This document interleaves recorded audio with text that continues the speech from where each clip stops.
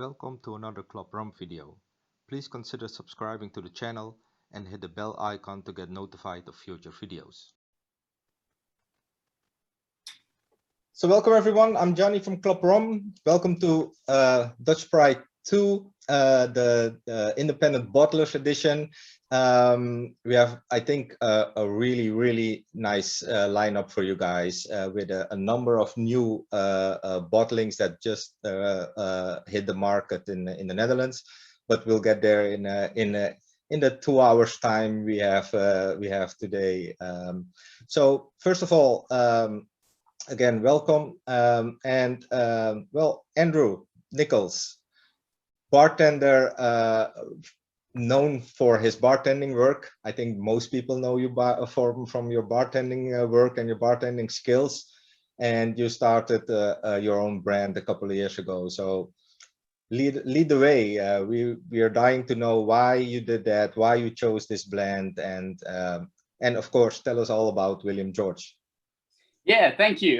So obviously, guys, to everyone taking part, thank you. Really appreciate it. Lovely to see everyone on this lovely Friday evening. And I hear it's Friday morning for some of our guys over there. So kudos to you. Good job. There we go. Nice little friendly wave. No, so as Gianni just said there, like started off as a bartender, started bartending in January 2000.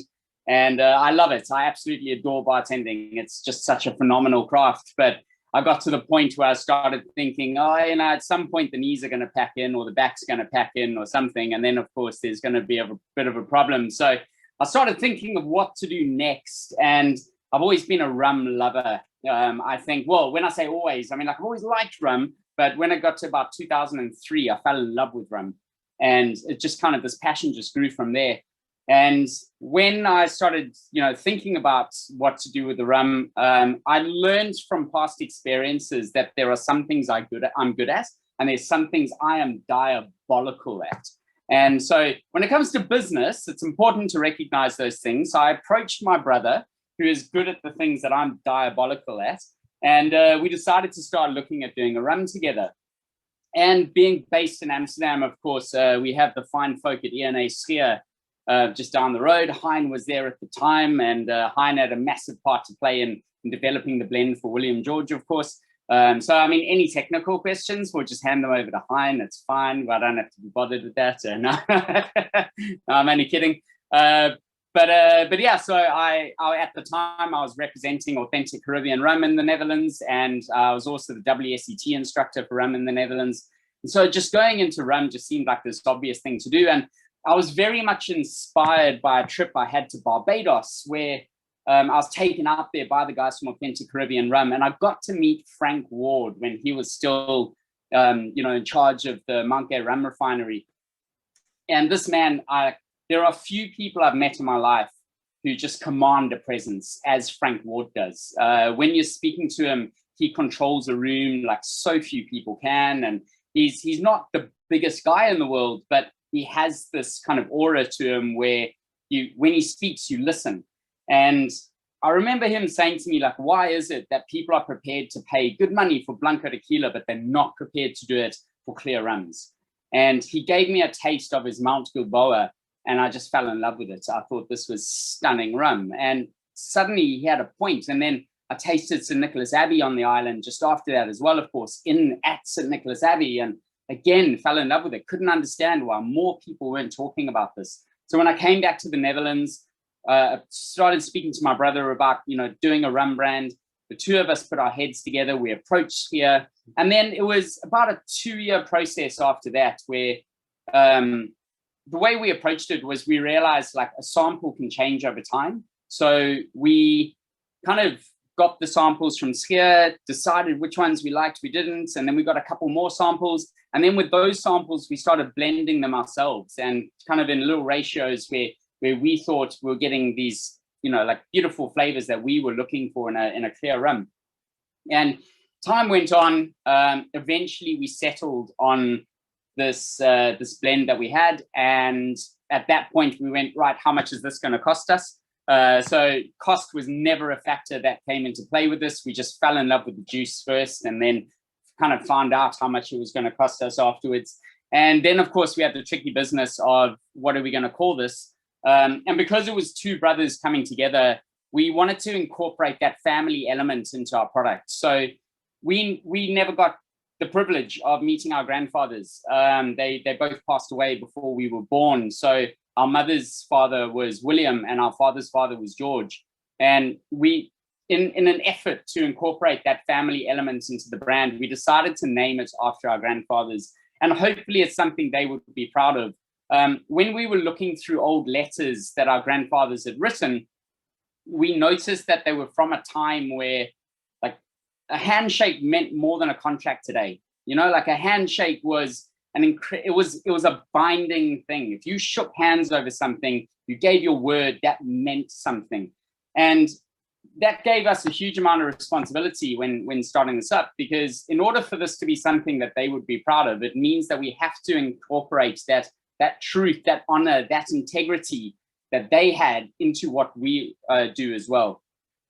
So there's a few things, if you look at our label, that kind of lead to exactly that. And to the average person, it just looks like a compass with a gold quill on the label, and that's kind of it. And I can't blame you for just seeing that, because that's what it is. However, if you look at the meaning behind it, first of all, there's William and George.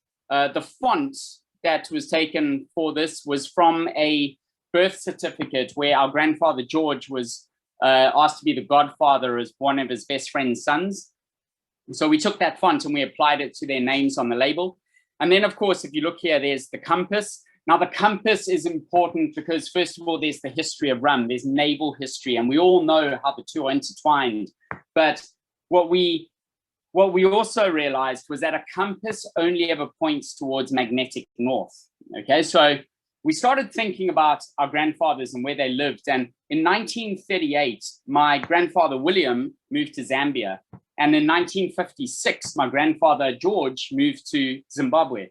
And on the border of those two countries is one of the most spectacular natural sights you will ever have the privilege of seeing, and that is Victoria Falls. If you ever get the chance to go see Victoria Falls, do it, because it will blow your mind.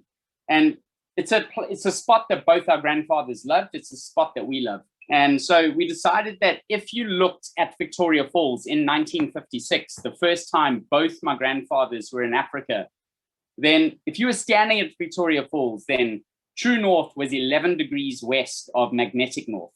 So we decided to put that quill at true north. Because again, to us, that then becomes a moral compass. They have that truth, that honor, that integrity that ran through their lives. And this is now on that label, there's a constant reminder to us as to how we want this company to be run. You'll notice we don't have any like fancy bullshit marketing stories or anything like that. It really is just, this is a tribute to our grandfathers, and it's a juice that we think tastes amazing. So that's really all that's running through it. If you look at the back over here, you can see a print, which then runs through the inside of the label and on the neck of the bottle over here. And that is elephant skin print. It's an animal that, again, both my grandfathers loved, and it's an animal that my brother and I both love.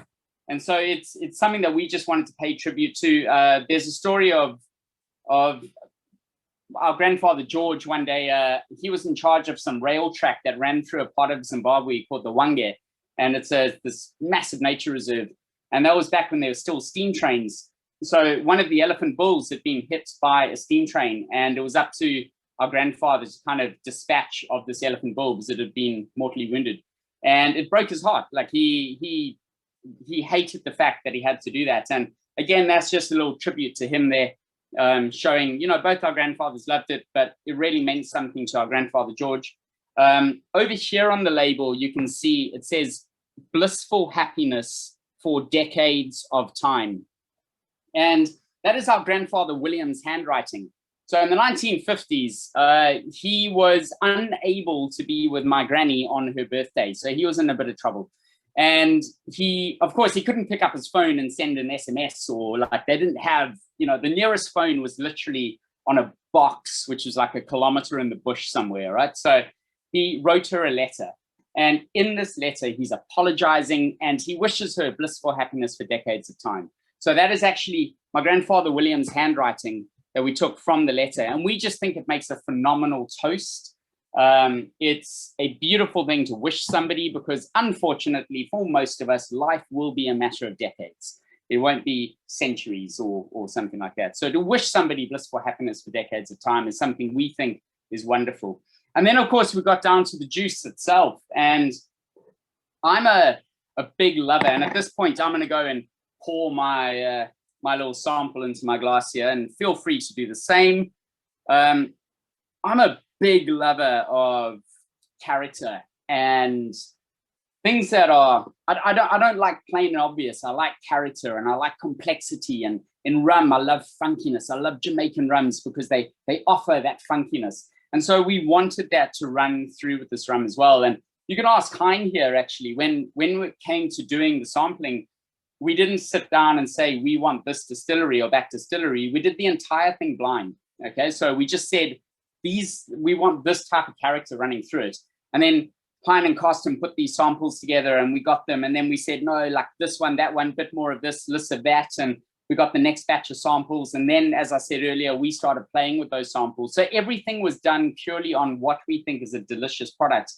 I didn't want to be biased towards certain distilleries. I just wanted a product that tastes amazing. Obviously, there are a few rums in here that you could pick out, and that's not a bad thing, because in this, we have 4 rums from Jamaica, and we have 2 rums from Trinidad and Tobago. So the 4 rums from Jamaica are Worthy Park, New Yarmouth, Handon Estate, and Money Musk. And then from Trinidad and Tobago is 2 rums from Angostura. One of those 2 rums from Angostura is a blend of 3 to 5-year-old rums, which is then being carbon filtered to remove color. And it's not a deep, if you look at this at 75% ABV, you can actually still see color in it. So it's not like it's massively stripped out, but what you do get then is this little hint of vanilla, cacao, raisin that kind of comes in the back. And certainly when it comes to this on the palate, you'll notice later on that it just rounds it off at the back of the palate. So for me personally, well, and also all the rums that are in here are pot still from Jamaica. And of course, Trinidad and Tobago is multi-column from Angostura. We serve this, we bottle it at 43% ABV.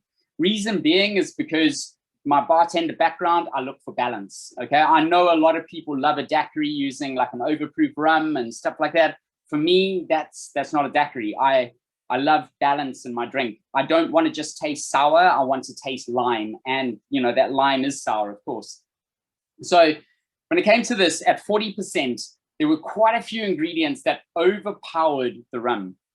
And then when we tried it at 46%, the rum kind of smashed everything we put it with. Okay, you could taste it. It was amazing, but there wasn't that balance I was looking for. And 43% was that sweet spot where you could always taste the rum in a drink, but the mixes didn't overpower it. It didn't overpower the mixes. It really was that spot that we wanted it at. So when you go to nose this, and by the way, also guys, South African, if I was any more laid back, I'd be horizontal. So please feel free to ask a question or two if there's anything on your mind. Just this isn't junior school. You don't have to sit in the corner quietly. Just blurt it out and we'll answer it.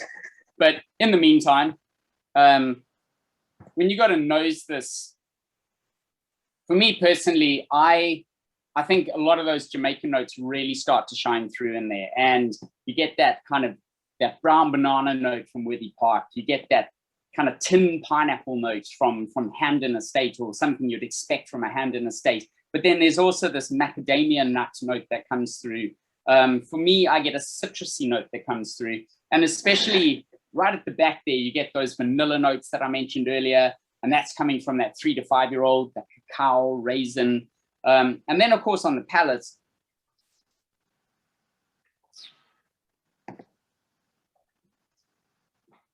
you get that oily texture that I personally associate with pot still rums. But it's not it still gets cleansed by that multi-column that comes through. But you'll notice the front of the palate is where you get all those juicy kind of fruity notes coming in. And then those ones we mentioned earlier, the banana, the pineapple. You move to the mid palate and we start to get that macadamia nut coming through. Very mid palate, we get this citrusy kind of grassy note that comes in, almost like cherry pips as well. And then right at the back of the palate is where it starts to round off with that vanilla, that cacao, that raisin. And it's just kind of, that was a massive thing. Again, being a bartender, I had to have something that was going to sweep across the entirety of the palate and not just kind of be heavy on the front, but then light at the back, or the other way around, whatever it might be. So it definitely had to be something that was going to start at the front and then keep it interesting all the way to the back. And you'll see it lingers. It sits there beautifully. So for me personally, I think for a 43 ABV rum, I think it punches really well. It offers great versatility in drinks. And it's something that I am quite happy drinking like this as well. I think after 19 and a half years of smashing out like 300 drinks a night, when I go home, I don't make a cocktail. I sip on something. so this is very much what I would, go home to. And especially when I was wrapping up my full-time bartending career, I had this already, and I'd go home and just have a sip of this. I think it's lovely in the glass. And for me, when we launched this in 2017, there weren't very many readily available clear rums on the market where you would say that. If you think about it, there's a particular style of clear rum that dominates the market. And I'm not saying it's a bad style. There's nothing wrong with the rum that's in the bottle. It's just, to me, it's a very neutral style of rum that everyone was familiar with. So for that time, I think it was definitely something which was a bit of a game changer. And even now today, I still think that if you look at what the average consumer has, it's quite different to what they're used to. But yeah, it's great as a sipper or in your favorite daiquiri. So I don't know. Sorry, I've been doing a lot of blah, blah here. I did warn Gianni about this before we got on here. I told him I would speak for Africa. Yeah. So if I've been speaking too fast for anyone, or if I've just been, if a lot of stuff has gone over people's head, then please let me know right now, and I can go over any info that anybody might want. Yes, please. Subtitles would be nice. Yeah. This will be available on YouTube, so you can pause, Richard, in due time. But indeed, what like Andrew said, please unmute if you have any questions, and please mute again if you're done asking your questions. But Andrew, I have a question while others are thinking about it. So you wanted a white rum specifically, right? Mm-hmm. And with again certain notes in it, certain flavors. But being a bartender, did you aim for a mixer and not a sipping rum? I mean, there's not such thing as a sipping rum, but were you aiming for more like a mixing rum, a higher, premium, more mixing rum in at first? So look, I mean, as I said earlier, I think what we first and foremost, we're just looking for something that was delicious. Yeah. And I can only blend, or like, I didn't do any blending myself, really. That was all the guys at Skier, but I can only choose something based on what I think is delicious. It's my palate. And then you kind of hope that everyone else likes it after that. So it can be quite intimidating, but it wasn't a case of saying it needs to be this flavor profile. It just needed to be delicious. And we wanted quite a bit of character coming through. So our congener count on this is total ester and congener is 317.1. So again, like it's not massive kind of bomb, but at the same time, it offers quite a bit of character, especially for something that comes in at 43% ABV. But yeah, sorry, I'm waffling here. To answer your question, Gianni, like I said, talk for Africa. Yeah, no problem. To answer your question, it wasn't a case of sitting down and going, it needs to be like this. It was more just a case of, let's get something that's a delicious liquid. Then we find out what the cost is going to be. And it just so happened that, the price it is the price that we have to charge for the juice that we have in the bottle. And yes, we know it is twice the price of like the market leader, clear rum, but again, that's not something that we're concerned about. Blanco tequila, and this is where I think Frank Ward was so right, is Blanco tequila went through this journey as well. When you started to see your beautiful 100% agave tequilas coming out, and brands like Ocho. I remember when Thomas and bless his soul, when Thomas Estes released Ocho Tequila, he said to me back then, he was like, Andrew, for years, this is going to sit on back bars. He goes, but this will eventually be in speed rails. And you go into bars today and you see Ocho Tequila sitting in speed rails. And rum will go through that transition as well. Rum will go through a thing where people start to understand that there is amazing quality in this category. It is the most diverse spirit category there is. Okay, there is no category that has as much diversity as rum. And I think over time it will be celebrated, and some markets will be faster than others. The UK, for example, if you look at European kind of countries, the UK has a massive, Caribbean population. So does France, and so places like that will instinctively pick up this rum faster. But the Netherlands will follow the same way it did for tequila, and I think it's very much a case of just celebrating the character that is possible in rum and moving forward. And I think if you look across the board with what we have as a tasting here today, I think it's something that's going to be highlighted throughout this tasting. Right. Yeah. So that was the aim of this tasting, of course, showing people the rise of rum, if you can call it that, in the Netherlands, of course, being with distillers or independent bottlers like yourself. So any questions for Andrew at this point, people? He likes to talk. You've noticed that already. So please. I think a lot of people are going, let's just shut him up. Just a short answer, Andrew. Will there come shortly a new release, a second new rum from you? Yes. So we were scheduled to release it. Sorry. So what? He wanted to stop you at yes. Thank you. So thank you. I've missed you, Richard. I've missed you.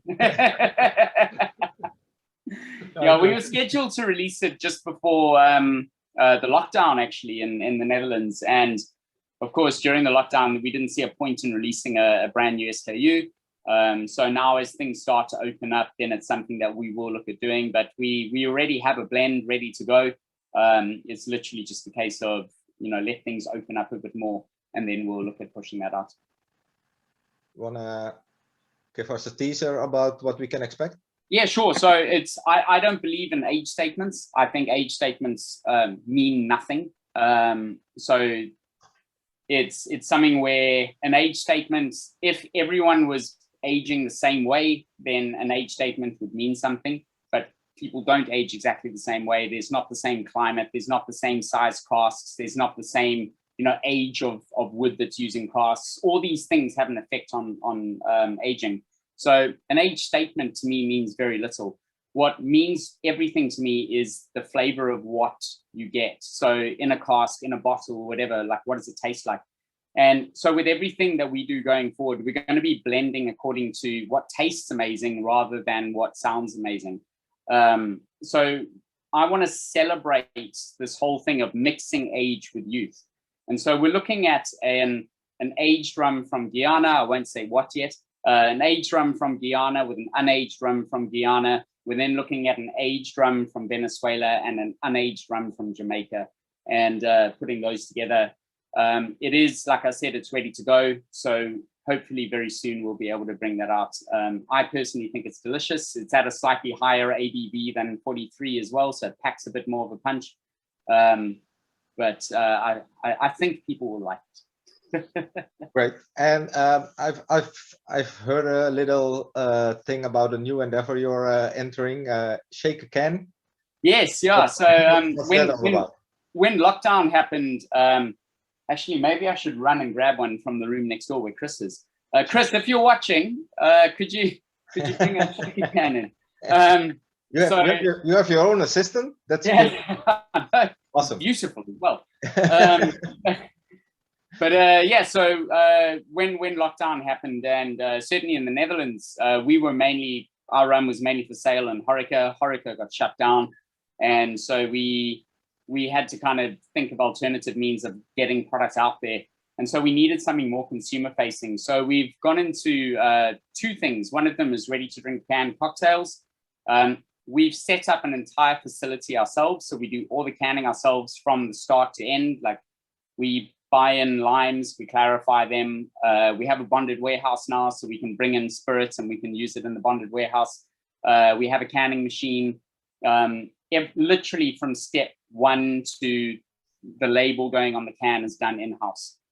And then the other thing we've done is we've invented a can top, or top, sorry, called the shaker can. So our company is called Shaka Can. And then the top that we've invented is called a shaker can. Basically what it does is I just need to run and grab. I think my assistant isn't listening. So I think if you give me a second, I'll run and grab this, and then I'll come back and show you. Yeah, I've had the pleasure of tasting Andrew's new concoction and seeing the cans he's talking about. So actually, you'll see it in a second.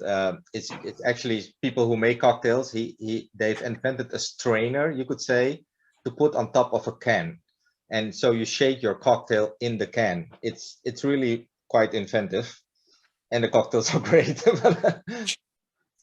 So yeah, so basically what we've done is our RTDs, our ready to drinks, are in 250 ml cans. And then we've literally created a new category, which is called ready to shake. So you can see the can there. So this is our Mai Tai. And the ready to shake, there's only 110 milliliters of liquid inside this can.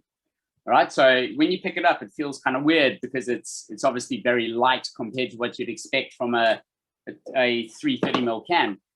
So this is where the fun bit comes in. And this is something that we've invented and patented. So we have the patent for this.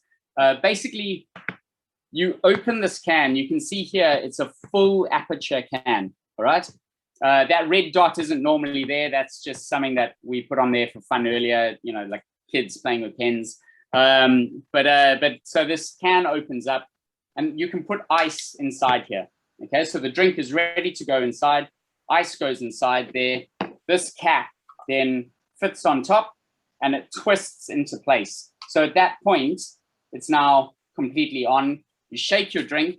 When you finish shaking, there's a strainer built inside there. I don't know if you can see it in the light, but there's the strainer built inside. You can pour your drink into your glass and then you simply untwist it, take it off, throw the can away, and you get ready to make your next drink. So that is the latest thing that we've been playing with. With this Mai Tai, there's actually, we didn't put William George in it. We don't want to just put our rum in something for the sake of putting our rum in it. It's got to be something that's where it's really going to work. So we've actually worked with Chris van Setting on this one. And he spent the last 2.5 years developing a rum which would work perfectly with a Mai Tai. So we've got his rum in there, and we worked with a local distillery here in Amsterdam called Distillery, and we developed an orange distillate with them, with bitter orange from Curacao and then fresh navel orange as well, so you get the best of both worlds. And then of course we've got our almond in there, we've got the lime, etc., the sugar, the standard ingredients that you get in the Mai Tai. So it's very good quality ingredients. The drink is shaken up, served. You don't need to keep it in the fridge because you're shaking it with ice. So it's quite a new interactive way of having a cocktail at home. Cool. Thanks, man. Good luck with that. When can we expect this on the market? So the caps are going through. We had a small run of caps, which we're nearly out of now because of samples. Yeah. But we will be getting new caps in about a month and a half. And from that point, we're really going to start pushing it out into different outlets. There's a couple hotels in Amsterdam that already have it, and they're using it as an option in the hotels. Cool. But yeah, so in about a month and a half, we'll be doing a heavy push with it. Okay, man. Thanks, Andrew. Thank you. Always a pleasure. Hang around. Maybe people have questions for you later on, but thanks for now. I see Werner has joined us. I'm not sure if you have to leave, Werner, because I already mentioned that actually we would swap. What do you prefer? You're still muted. Shall I let Hein do his part now, or? Yeah, let Hein do his part. I literally just dropped in, so cool. Take your time. and then Hein is always ready. You can see it on his face. He's concentrated. Hein is He hasn't born been listening to Andrew. He hasn't been smiling. Nothing. So Hein, Always take it sharp. away. Always sharp. Take it away. Thank you very much. Thank you very much. Yeah, so a bit of background about myself and about Cane Island. I used to work for a rum blending company in Amsterdam, already mentioned. Yeah. Where I used to work for as a rum blender for about 8 years. Every day I was working with rum, blending with rum, creating custom-made rum blends for companies all over the world. Drinks companies. So that company didn't do anything with brands or bottlings themselves.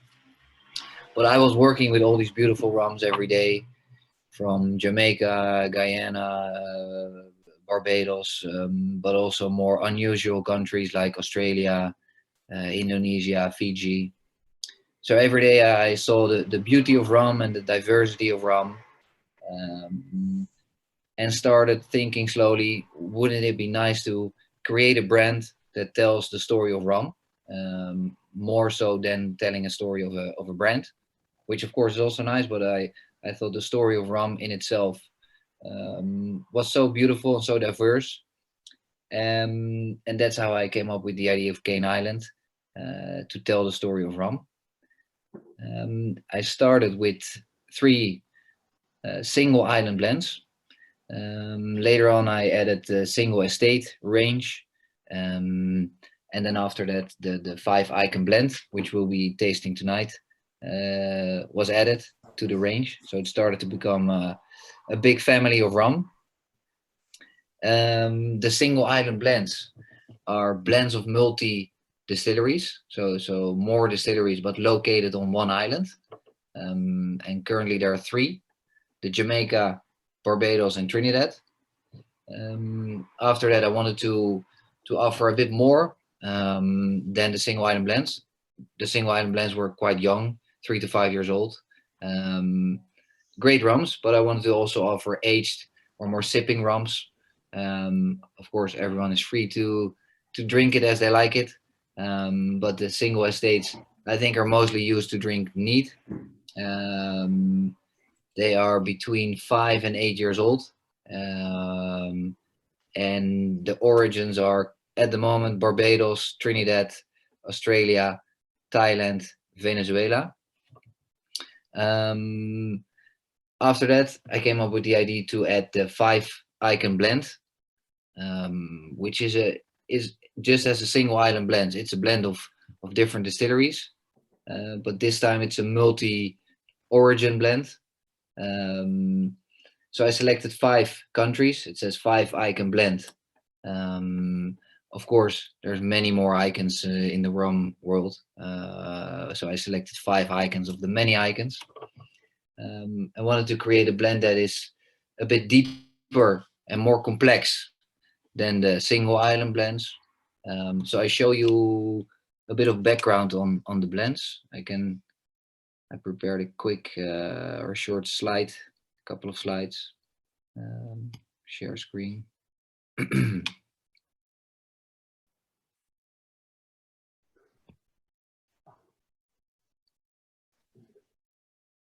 Can you see this? Yes. Yes. Perfect. Okay. So this is a bottle shot, a picture of the bottle, so you have an idea of the product behind the small tube that you have for tasting. Yeah, so it's a blend of 5 countries: Barbados, Nicaragua, Panama, Guyana, and Guatemala. All of them are aged rums. And on the next page, I will show a bit of background on the ages and the distilleries. First one is Foursquare, a distillery in Barbados. I'm sure a lot of you are very familiar with this distillery. It's an 8-year-old rum.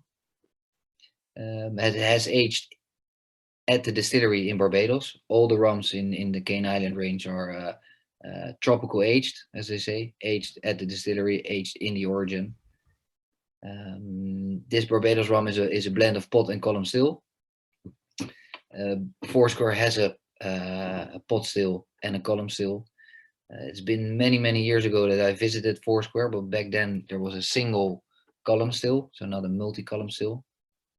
Richard is a big fan, so he can probably confirm that's still the case. Oh, they have a second pot still right now, and yeah, second pot still.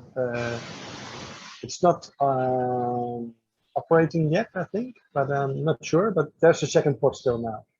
Okay, but the column is still a single column. I'm not sure, but I think so. I'm not sure. Probably. Yeah. So usually you can say that the more modern distilleries have a multi-column still, which creates very neutral, or can create very neutral rum types. But you can also use a single column still, which could be seen as the more traditional or more authentic way of distillation. He also has a pot still, and apparently now 2 pot stills. Yeah, Barbados, I think, is a fantastic distillery, and maybe the most authentic one in the world. They have won the award of best distillery in the world, I think 3 times in a row now.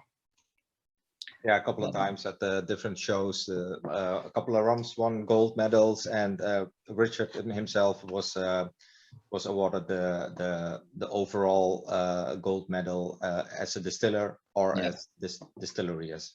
Yeah, so definitely an icon in the world of rum, both Richard and the distillery. Then there's Nicaragua.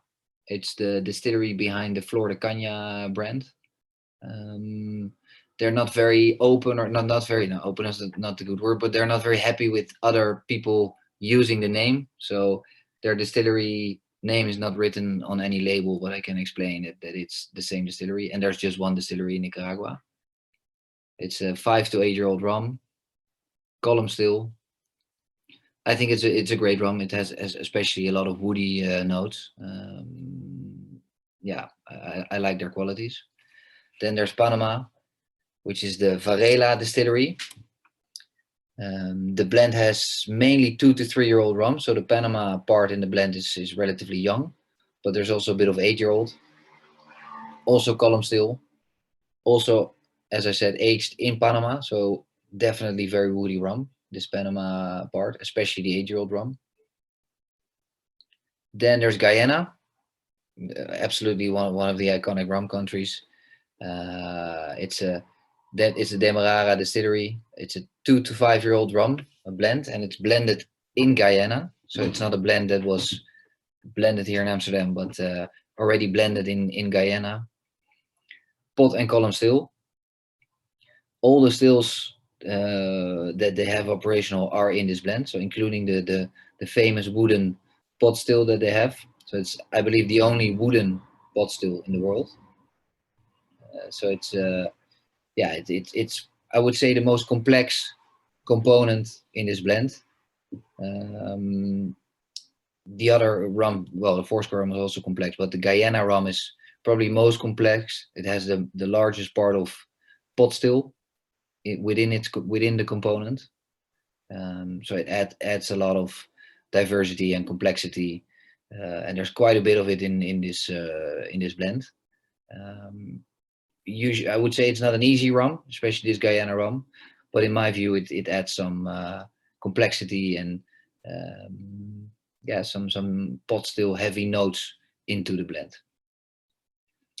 And then there's Guatemala, the Darsa distillery, 4 year old rum, column still. The Guatemala rum, I would say, adds some balance notes. It's aged in Guatemala. Yeah, you could say it's an easy rum, and it adds, and it makes sure there's some balance in the blend.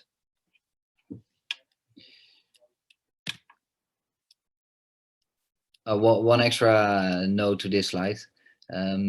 You could divide the rum styles in the world into more or less 3 different styles. Today there's much more, but traditionally you could say there's 3 styles of rum: the British style, Spanish style, and the French style. The British style are countries like Barbados, Jamaica, Guyana, maybe also Trinidad, but especially these first 3. which are the British Islands. They have more heavy style rums, pot still, very influenced by the pot still distillation came to the islands because in the early days they were probably helped by the UK, and they got their distillation knowledge from Scotland. So that's why you see a lot of influence from the Scottish way of distillation, which is very often pot still in the British Islands.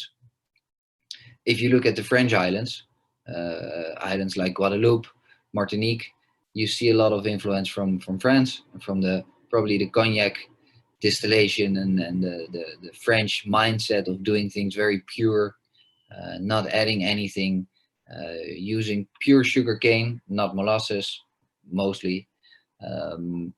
So it's interesting how the history had its influence on rum production, which you still see today. In this blend, it's a blend of the British origins and the Spanish origins, Barbados and Guyana being the British style rums, and Nicaragua, Panama, and Guatemala being the Spanish style. So I think that was interesting to combine those two styles into one blend. While the rest of the Cane Island range is very single origin, single estate, very much representing one origin or one estate or one distillery. So I thought it would be cool and interesting to do the opposite and combine different distilleries and different styles of rum into one blend.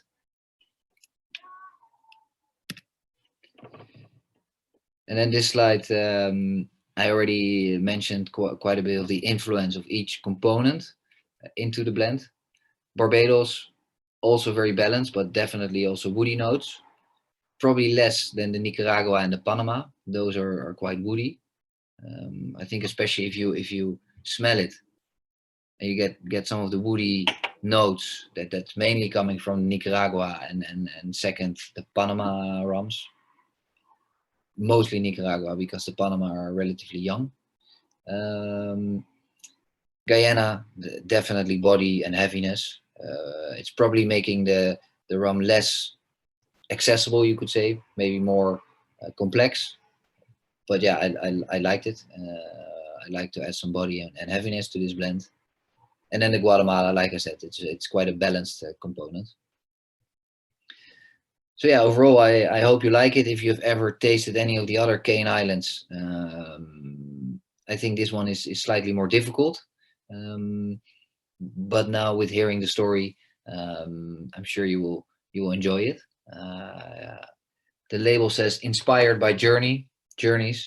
And I think that's very true. There has been a lot of traveling. There's been a lot of trading of rums all over the world, and because of that trading, today mostly through E&A Shear, the rum blending company in Amsterdam, it was made possible to create all these great blends that independent bottlers are now bringing to the market, and you don't see that in other categories.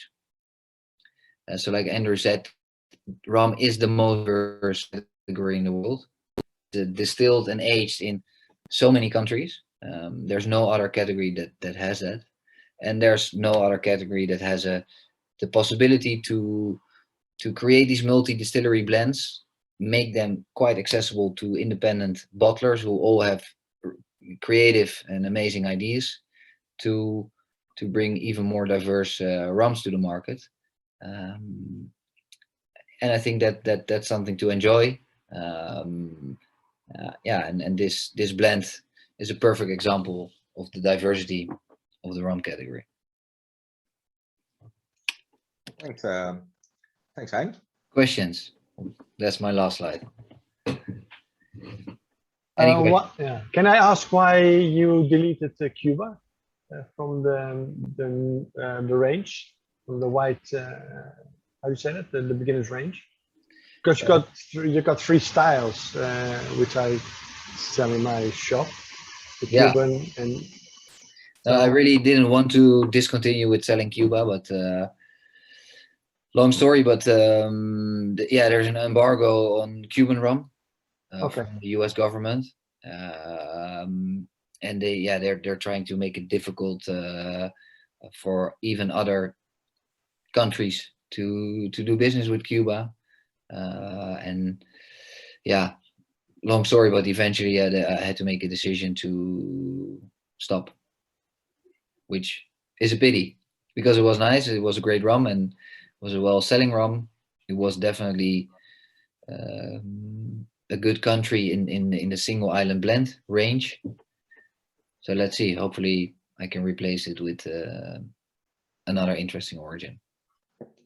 Yeah, which leads me to my my second question. Actually, what's next? What do you have in store for us, release-wise? Nothing planned yet, but recently I added the Venezuela rum to the single estate range. So there are now 6 single estates. Trinidad wasn't available for 3-4 years, so the 8-year-old Trinidad from Angostura, and recently became available again, so I bottled it again. So it's kind of a reintroduction. So those 2 countries were added quite recently. So I'm probably in, I would say, 6 months, maybe a new origin in the single estate range, maybe a new blend, maybe a 4-icon blend or a 6-icon blend. Let's you have to get that French part in there somewhere, right? Yeah. Cool. Yeah. Any questions for Hein at this point, guys? What do we think of the rums? Please give me your honest opinion, or just unmute and tell us what you think. There's one comment from Eric.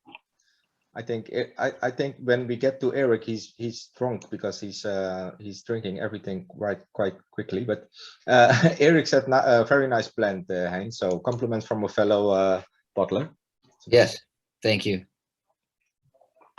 Other comments? No one.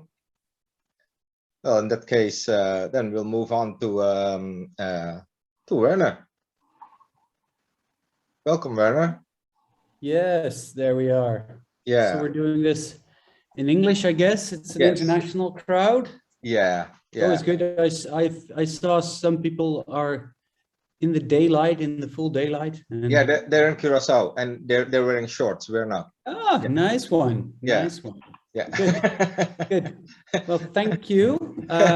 Firstly, apologize. I dropped in a little later because I'm sort of in the middle of a birthday party and I just stepped out and I'm going back after my little thingy about our rum. So apologize for that, but that was just how things went. Yeah, my name is Werner. I'm from the Netherlands as well, and I work for a company called Van Wees, which is, well, one of the bigger wholesalers and importers in the Netherlands in the area of, well, spirits. We are very specialized in spirits. We don't do any wines or beers or whatever. Whiskey is our biggest chunk of spirits that we have, obviously. But rum is steadily growing. We've seen a steady growth of rum in the Netherlands, and well, one of my jobs is going around the retailers and advising them and checking how the market is. Well, we have a few retailers in the Netherlands that are very rum forward, such as Richard here, and a couple of ambassadors. Self-employed or otherwise for rum, and we've seen rum picking up in the Netherlands, so that's a very good thing. Around 3 years ago, I think, we started a new series of spirits. We were very well known for the ultimate single malt Scotch whiskey, which we've been bottling for 24 years, something like that. We've bottled over more than 1,000 casks for the ultimate single malt whiskey, very well known in the Netherlands. And around 3 years ago, we started buying some single casks of rum through Hein, obviously, because everything goes through Hein, at at least back then. Everything went through him. So we started buying some, I think we were starting around the same time as Eric did, I think. Yeah, I can remember one instance where Eric and me and myself were in a meeting with Hein, talking about getting new rums and starting to Remember that again. release a few things. So yeah, we were all in this together from the beginning. It's only been a few years. We've been bottling a couple of, well, quite a few rums since then. And lately, in the last year, we started doing the Finnish series. So we bought rums in casks and we re-racked them in other casks, whiskey casks, because that is, we do have a lot of whiskey casks lying around. We do a lot of business with a company called Signatory Whiskey.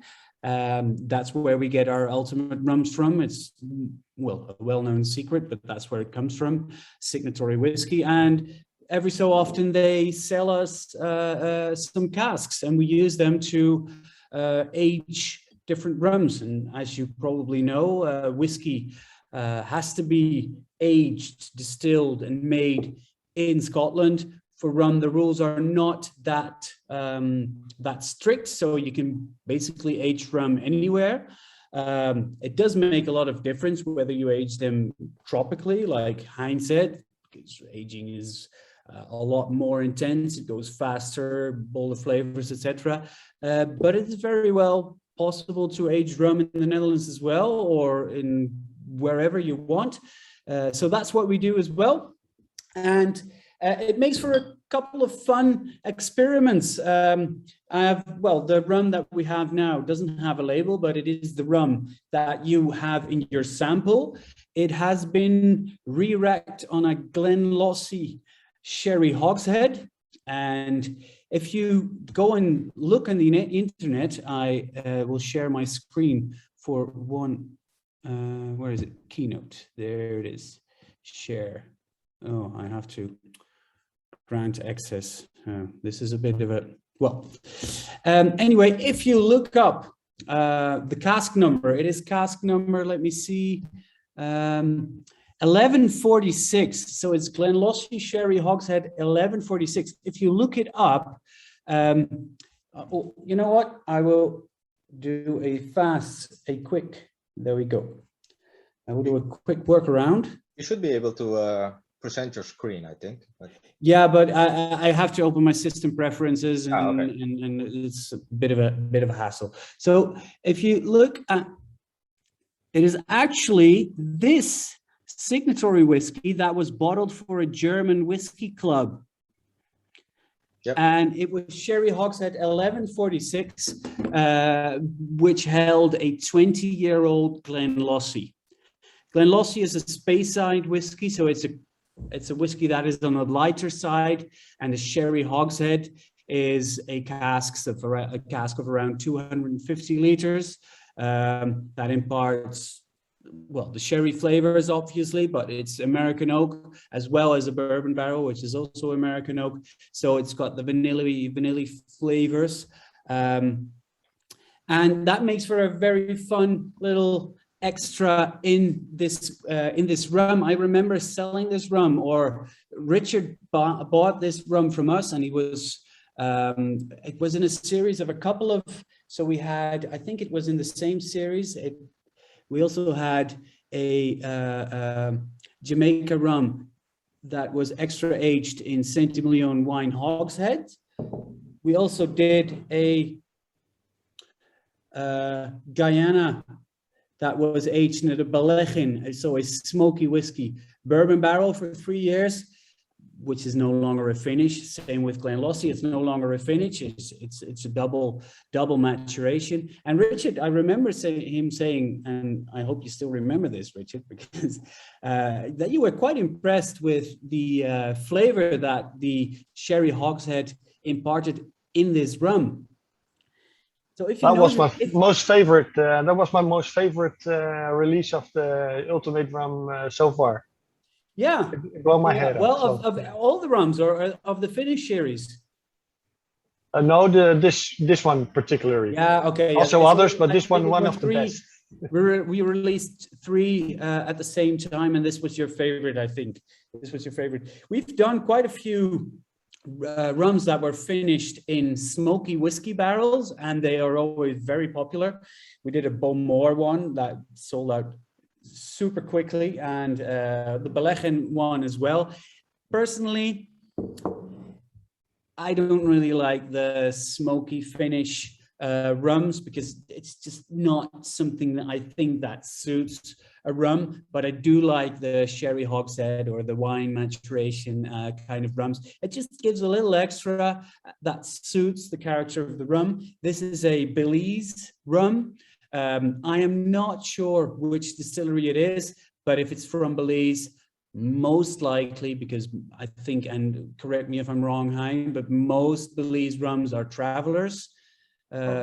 Yes, There are, of course, other distilleries, but I have not seen many Belize rums that are independent that are not from Travelers Distillery. no, it's Travelers. Yeah. Yeah. So, Travelers. Well, Beautiful Travelers. distillery, by the way. Sorry? A great distillery in terms of what they make. Yeah, absolutely. I've never visited. I'm not sure how it looks, but I love the rums, most of them. Absolutely. Absolutely. Yeah, that's why I was really glad Bernard chose this rum, because Belize is one of the, let's say, up and coming countries. Like Hein was mentioning, there are a number of iconic countries, of course, but I think Belize is getting there. A lot of independent bottlers have jumped on Belizean rums in the last few years. So this was when he said, let's do this bottle, I was like, great, let's do this, something different than, you know, the iconic names like Jamaica, Barbados, whatever. I set this tasting up to show the diversity in rum as well. So this was really nice. Belizean rum, 7 years, and finished in a whiskey cask. So that's all. So the initial rum, it was 4 years, only 4 years old.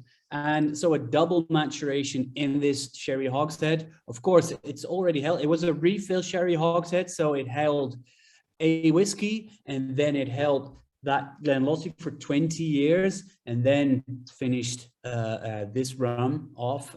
So not very big, bold cherry flavors, but in this instance, I think it works really well because it is a rum that is a little bit on the lighter side, and the sherry really works well. It gives just this little bit of extra sweetness, just a little bit of extra creaminess. I really, really like it. It is a very good, it is an easygoing sipping rum. It's not your big, heavy, which is great. I did a rum tasting a while ago, and there were a lot of Jamaican, English style rums, and they were all amazing, but if you look deep into my heart, I just want something that is, I'll have another one. But got a question, Werner, regarding the label. Why is that chosen for the name of Glenlottie bigger than the rum? Because it's all about the rum, and the second maturation was for a whiskey cask. But if you look at the label, there's chosen to have bigger words. How do you say that? The name. Yeah, the font is bigger. Yeah. The font is bigger. Well, Richard, there is not a big reason for that. It's just we took the standard label, and as you probably know, if you are from the Netherlands and you are familiar with our company, we are not very big designers. Our ultimate label, our whiskey label, has been the same for a gazillion years. When I started working at Van Wees, I sort of mentioned, could we not maybe use an upgrade on the label, maybe like a little more modern? And I almost lost my job then and there. So same goes for the rum label. Somebody designed this rum label, and this has to go somewhere, right? Oh, this is a good spot. Okay, let's place it there. Someone makes it, and Maurice, our employee, is like, yeah, okay, looks good, let's do it. So there's no philosophy behind that. You can always see that there's actually the picture of the cask end of the rum is on the label. So if you look at the Belize one, oh, it's always hard placing that. You can see there is a little, Yeah. so you can see there's the cask end of the Belize. Also there's Saint-Emilion, and for our Imperial Sherry Hogshead, same thing, but don't look, there's not a big reason for it. It was really nice to see, because actually I think Van Wees was one of the first independent rum bottlers in the Netherlands way back, because I have this bottle, which is still called the Ultimate at that point of time, and then there was nothing for like I think a decade, and then you guys came 3 years ago with a number of very nice releases. So what's next? Because I haven't seen any new releases of late from Van Wees. No. There are a few things in the pipeline. A couple of weeks ago, it's been, to be honest, it's been quite busy with COVID and everything. I mean, there's for a lot of companies it hasn't been busy, but for the drinks companies it has been quite busy. And one morning just before the holidays, I started climbing into the racks of casks that we have, just because I felt like it, and pulled open some casks and took them to my employee and said, well, I think these are ready and this is awesome and that's awesome. And he agreed. So we started bottling a few new things, a few new Jamaican rums, young Jamaican rums, also from whiskey casks, a Cuban rum, a rum from Guyana, I think, 7 years old, 9 years old. So that's being bottled as we speak. So we might see a few new releases coming this year. Cool. So pretty cool. And well, it's fun experimenting a little. So maybe we are going to look at some more experiments. We've done some crazy things with whiskey as well, like a whiskey infused with kelp and stuff like that, which is quite ridiculous, but it really works, and still people really like it. And it's also about fun. It doesn't. Rum is serious business, of course, but it's also fun, and that's what makes rum really cool, because it's all the whiskey with the special glasses and everything. Rum is in my opinion more laid back, and it's easier to experiment with. So so hope you like it. If you have any questions, please ask. I'm not going to make the story too long, because people have done that before me and will after me probably. And Eric has a nice story as well. So is there any, and Niels as well, of course. Any questions from Brandon at this point, guys? How are we doing so far after this third sample? Not everyone is still sitting down, I see. No one has fallen over. Great. No questions. Do you like it? Do you like it? They actually like it. Do you guys like it? They actually like it. You say it like you sound surprised. No. Not I like it. Okay, thank you. You gave it a great new identity with the cask finish, and no, definitely has a great nose, and I like the taste. Yeah, true. So congrats. Yeah. So thanks, Werner. Do stick around if you have the time, and otherwise, again, thank you very much. Yeah, I'll stick around for another 10 minutes, and then I really have to go back. Problem. I understand. Can I ask a last question to Werner? Sure. Because you're also in the whiskey, a great whiskey seller. Do you see also whiskey drinkers changing into rum, like the ultimate drinkers? Do you see that they are trying to taste rum as well? Yes, they do. Yes, they do. But I do think that rum, you have to going from another perspective, I think you have to catch the whiskey drinker early. So when the whiskey drinker is still on that 40-50 euro bottle of whiskey, and then it's very easy to go into rums, because there's a shit ton of awesome rums that range from a 30 to 50 euro price point. You can get a lot of great quality, independent as well as official bottlings. You can see with Heinz bottlings, they're all very well affordable. So that is where you catch your whiskey drinker. If your whiskey drinker is used to their 20-year-old, 25-year-old single malts, and kind of used to that flavor profile, they do find that rums, oh, it's really cool, it's really nice, but they will always fall back to their older single malt. They are very willing to try, and they do recognize that there are awesome rums out there, but in my experience, you're too late. You're too late to get them back into the rum business. But if you catch them early and you say, listen, whiskey is great, but you know, for that same price, you will get this whole range of super awesome rums, and you start exploring from there, you will definitely be able to convert them into rum drinkers, or broaden their perspective, I think. Because I think for rum, that is where a sweet spot is, your 40 to 60 euro range. Yeah, so much to see and so much to drink, and a lot more quality than perhaps even in whiskey sometimes. Cool, thanks for that answer, Werner. And a good question, Richard, thanks.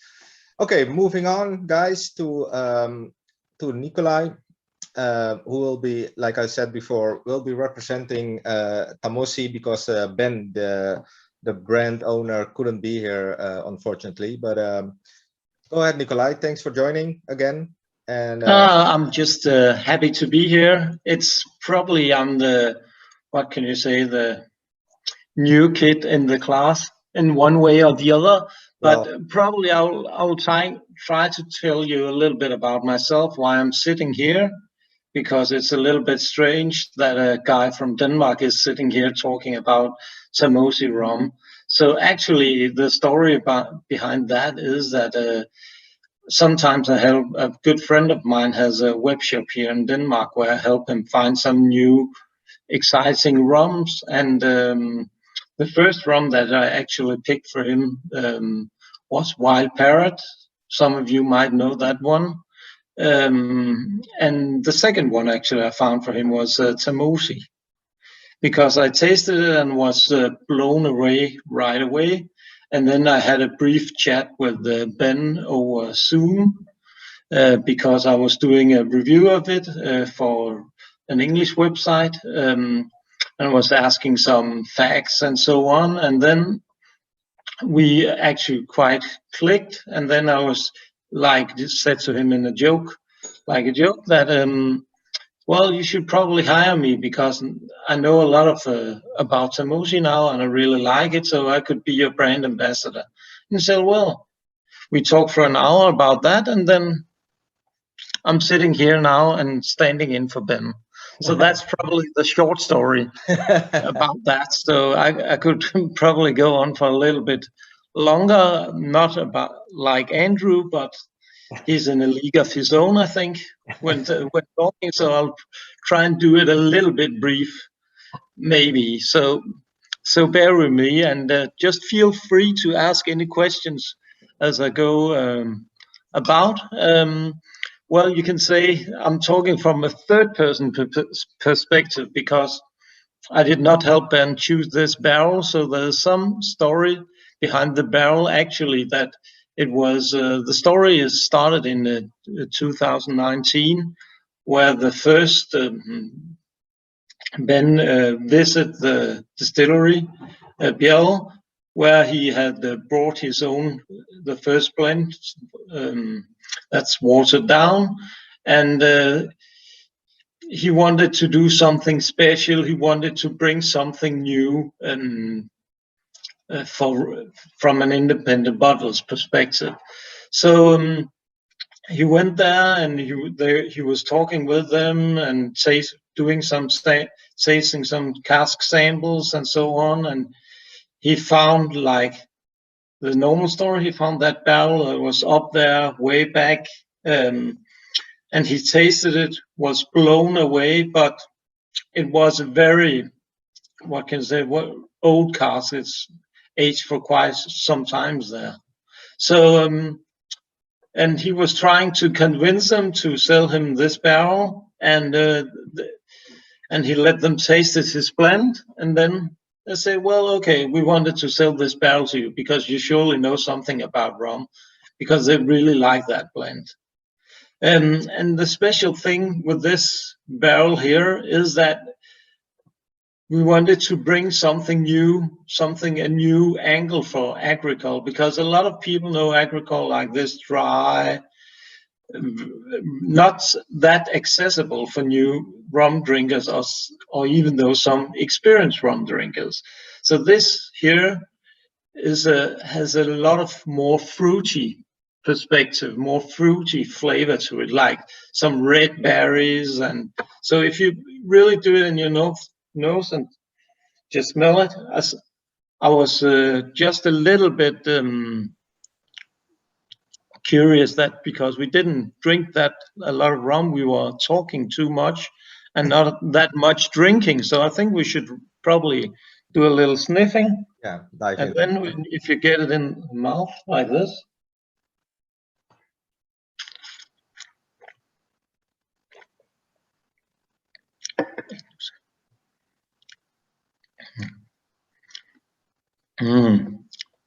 You get this taste of the red berries, the fruitiness. It still has a little, the dryness still kicks in when it comes back to at the back of the mouth, of the tongue. And then you have this like spiced, fresh herbs, a freshness in the mouth. So it still brings this agricole touch, but we wanted to elevate this expression a little bit. And that's how to elevate that. That's by giving it something else. It's more or less the aging of this is partly, what can you say, for 3 years in a normal oak barrel, and then the last 7.5 years in a large oak filter. That's more or less a very large oak barrel. And that's the aging there gives it some kind of softness and still a little bit of freshness. You keep it there. Yeah, and I think if I might add, Nikolai, and correct me if I'm wrong, what also makes this barrel special, or this rum special, is that it was double distilled, right? Yeah, it's double distilled. Actually, it's double distilled actually in a Mueller Alembic pot still for first. The ones that they normally use when they make a rum, as some of you knows. And it also has this, and the second part of the distillation is actually in the Saval column still. Yeah. So you will never find this rum from Yale again, because the pot still Nikolai is referring to has been moved to another distillery. So this was it was a one-off actually, and Ben was lucky enough to be able to buy it, I think. But go on, Nikolai. Yeah. And actually, so it's, if you want to have more, you have to be quickly, because we are really seeing a lot of demand for this one because it's so special. And you can say what's also, if you go for, if you look at the bottle here, you can see the small white dots around it. It's like it symbolizes stars, and that's because. And why is it we put that stars on the label? It's because Ben is actually focuses a lot of bringing back the pre-colonial history of Colombia and Caribbean. He wants to tell this real story about, what can I say, about rum, what was there before it all was hit by colonists and so on. Yeah. So it is really, for Tamosi, is to bring the story of the real Caribbean. Yeah, I can encourage everyone, like Nikolai said, to visit the Tamosi website. You will there's in-depth information in the choosing of the brand Tamosi, but also the bottlings themselves. If you like history again of the native people of the Caribbean, South America, and so on, please do read it. I thought it was fascinating. I've met Ben only once a couple of weeks ago, and I was mentioning that the Sawaku, the bird that is mentioned there in Suriname, it's called Sabaku with a B. So that it triggered me. So when I saw this bottle, it triggered me immediately. Besides being from Biel, which I really like, and then I heard it's a pot and column still, so it ticked every boxes for me. So curious to hear what you guys think of this, and if you have any questions for Nikolai at this point, go right ahead. Yeah. Otherwise, go out ahead, Nikolai. Sorry. Oh, yeah. Sorry. Can you be a bit more specific on where from the Caribbean the rums are used for this one? This is Maria Galante. Yeah, so Maria Galante is an island that that's part of Guadeloupe. Yeah. So you have a couple of distilleries out there, and this one is from the Biel distillery. Any more questions at this point, or do you have anything more to add at this point, Nikolai? No, I do not have that more to add at the moment, but just feel free to ask any questions if there's some. You will be right till the end, so hopefully, and so people can ask questions maybe later, or like I said, just put it in the chat, and I can ask the questions. I can lay the questions before Nikolai if you want to. But if there are no further questions, then I think we'll move on to Eric in this case. Eric. Yes. Welcome, Erik Molenaar. I think most people that have visited a whiskey festival in the last maybe whatever years has seen this gentleman with his cap. I asked him not that one, and his vest selling or sampling his great rums under the name Kintra back in the day, which Werner referred to.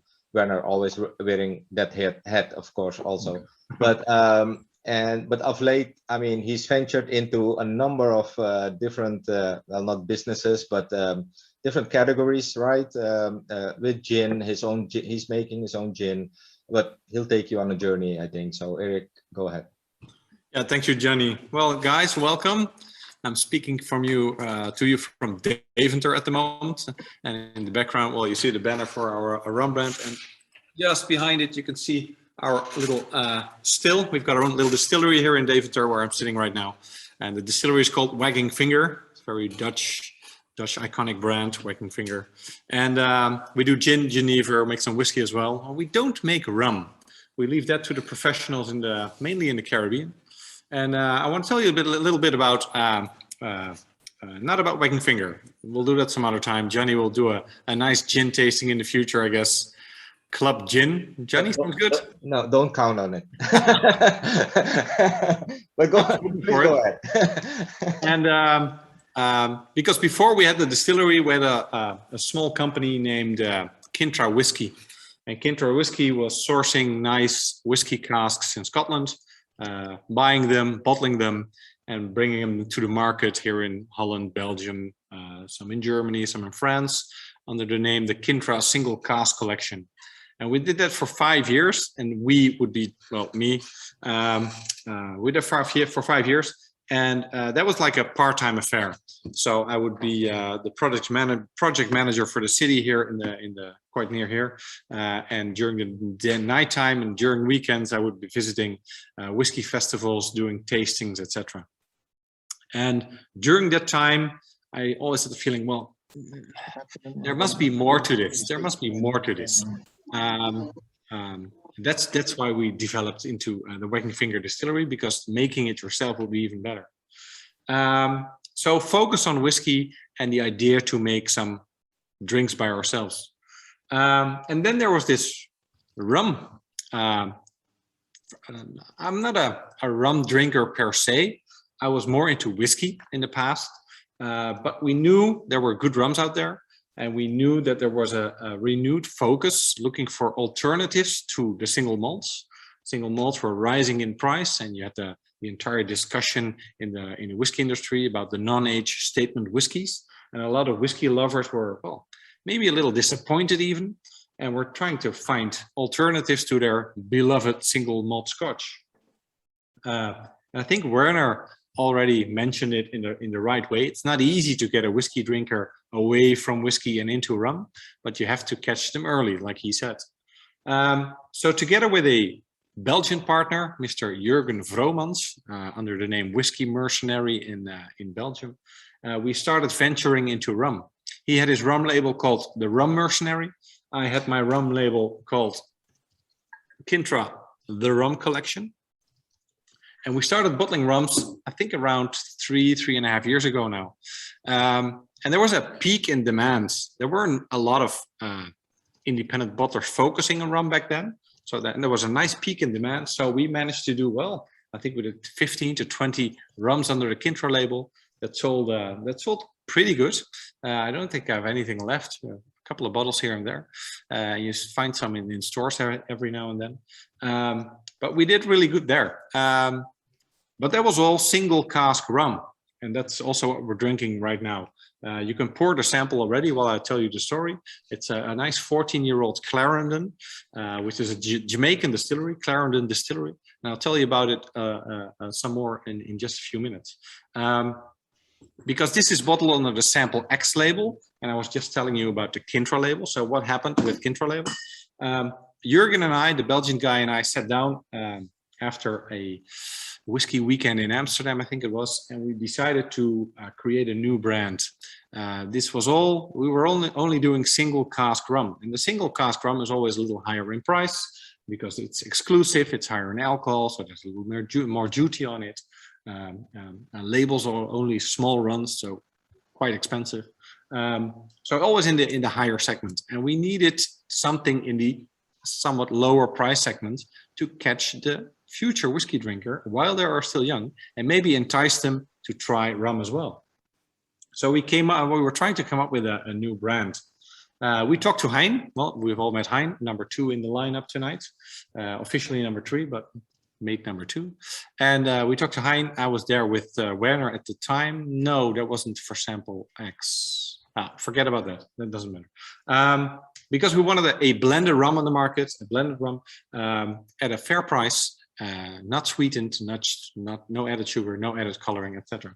And that developed into this bottle, Sample 11. And this has been on the market now for roughly 2 years, I think.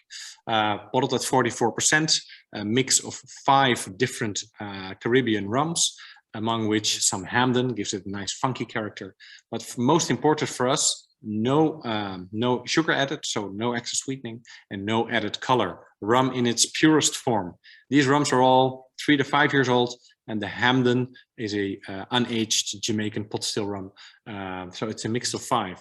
So, and from here, because this was quite well received in the market, we developed Sample 17. And Sample 17 is like the rum Andrew Nichols presented at the beginning of the evening, is a rum that is a white rum, 60.5%, and that's all from Hamden. So that's a blend of 3 of the marks, 3 of the specific types of rum that Hamden makes, blended into one bottle.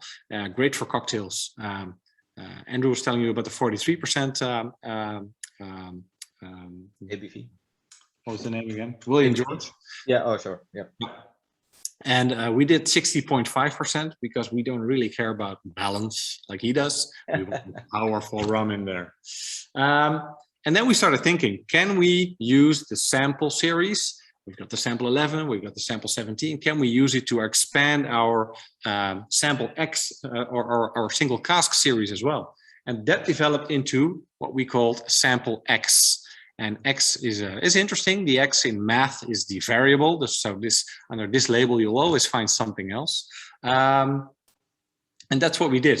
So we created sample X. We said goodbye, for now at least, to the Kintra rum collection. We said goodbye to Jurgen's rum mercenary label, and we created our combined label called Sample X. So in this bottle, you've got a 14-year-old Jamaican rum. And this rum comes from the Clarendon distillery. And the Clarendon distillery, there's a nice story to tell about that one. When you go into the shops and you go look for a Clarendon rum under their own original label, well, that'll be hard to find because I don't think there's anything under that name actually. What they do at Clarendon, they produce, I think it's into the millions of liters of rum each year. And most of that stuff is used in a very well-known brand with a pirate on the label, a spiced rum. And that's where the majority of the stuff goes to. So the majority goes to a rather cheap but acceptable spiced rum, Captain something. I don't remember the name. Maybe someone can help. That's all column distilled, but they also have a pot still there. And the pot still produces what they call, now, blank, I've got the name. Jenny, help me out. Sorry. What was the question? I'm drawing a blank here. The name of the distillate. Clarendon produces Money Musk. There Money we go. Musk. Yeah, we got these. It's too much alcohol, I think. Money Musk. So, and you do see Money Musk under their label and bottled under the labels of independent bottlers. So this is a 14-year-old Money Musk pot still distilled rum from Jamaica. And what I find interesting about this cask, we select well, about 10 casks a year, I think. This is herbal, this is spicy, and it has a nice ester level. And for those of you who don't know what those are, esters are the compounds in a rum distillate that give it the funky character, that give it the nail polish remover character, that give it the overripe pineapple character. Not too much, but yeah, they're in a very pleasant way, I think. And we're doing quite a step up in alcohol percentages as well. We started at the 43, went to 43.3, we did the 44. Tamosi just now was 52.2, but now we are at, let me see, 63.2%. So that's quite high. We leave it at a higher ABV because we want to give you the most intense flavor experience. The bottles, the casks we receive here are actually a bit higher in alcohol. I think this came in at 68 or high in the 67 range.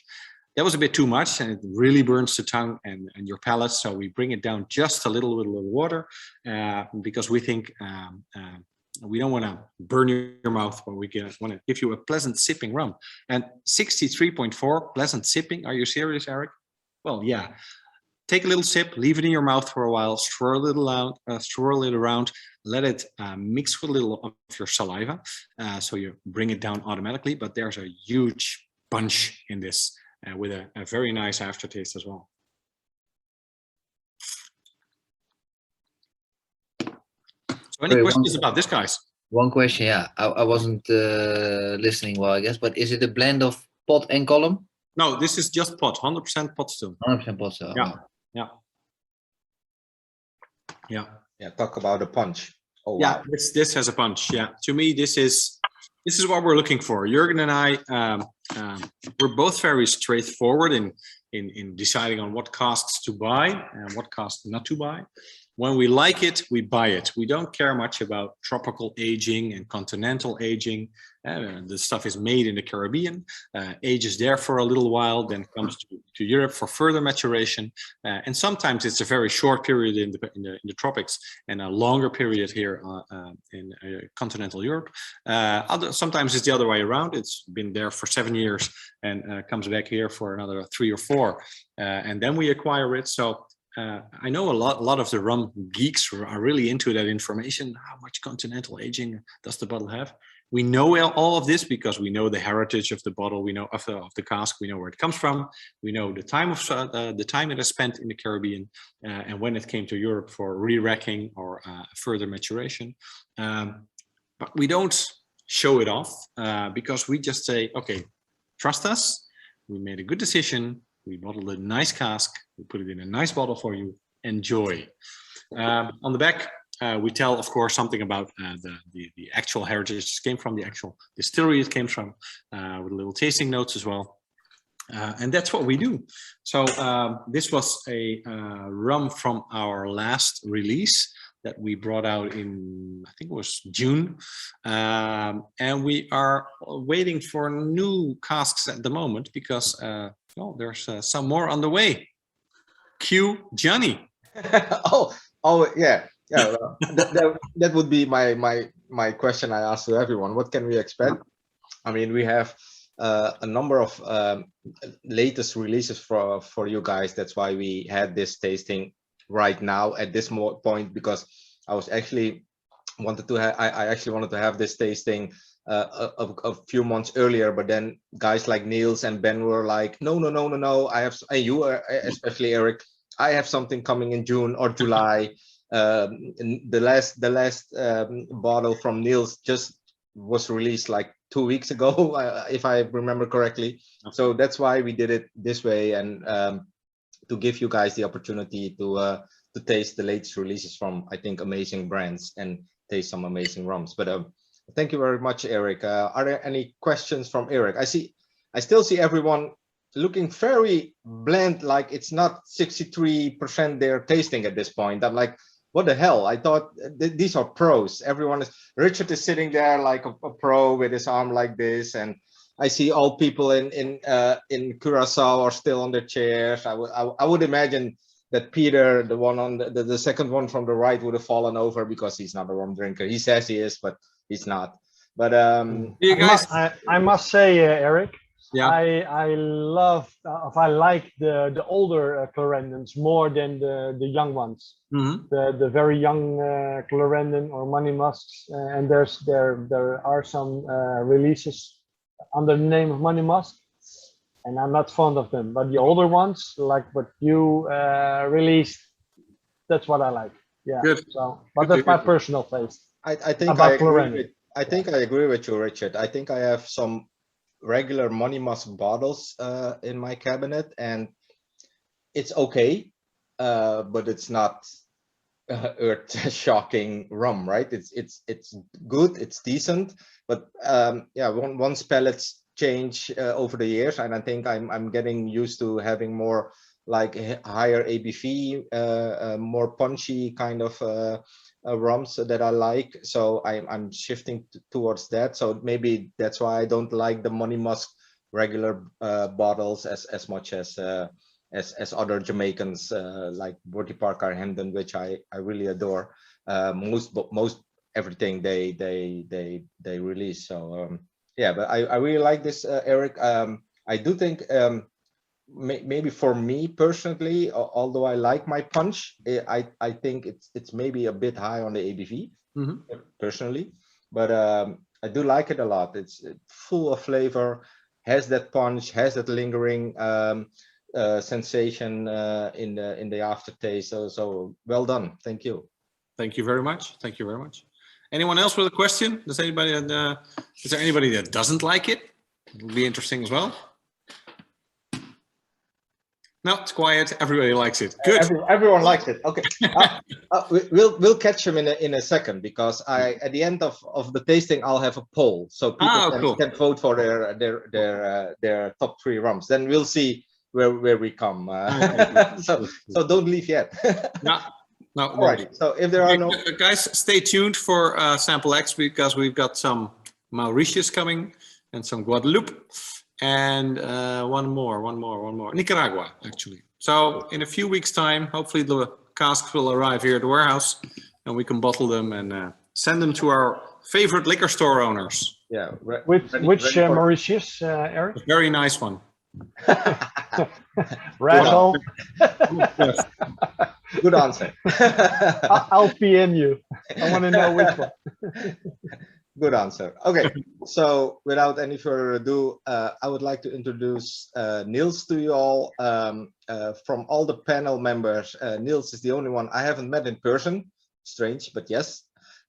Shit happens. But I do know your rums. So and that's why I when I set this this tasting up, of course, like I said, there are many independent bottlers now in the Netherlands. I think there are more than 10 independent bottlers in the Netherlands, and some have been going on for quite a while. But when I put together the 6 names I wanted in, again, to show the diversity in rum, your brand came to mind because of the quality of rum and the surprising bottles you sought after, or you bottled a couple of times.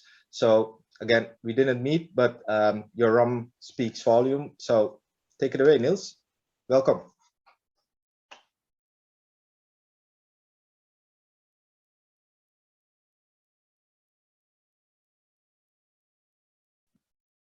All right.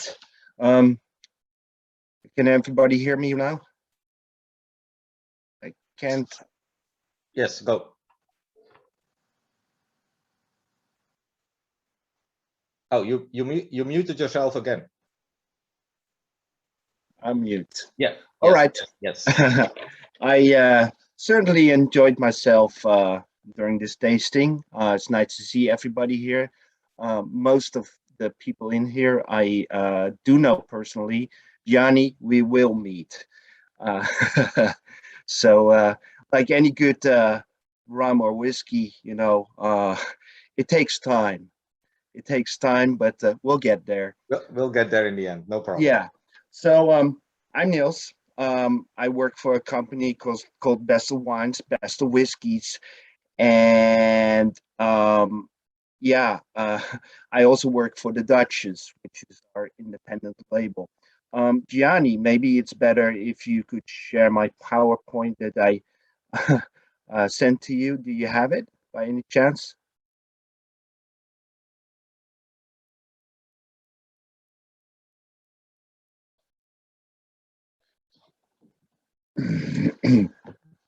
All right. You can share the screen.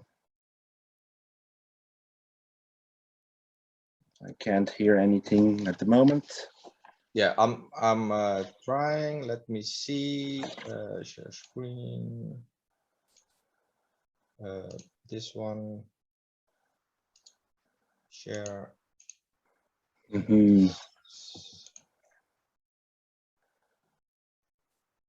Okay. Almost there. No, just give me a sec. Something. That's all right. Something did not go as planned. Give me a sec.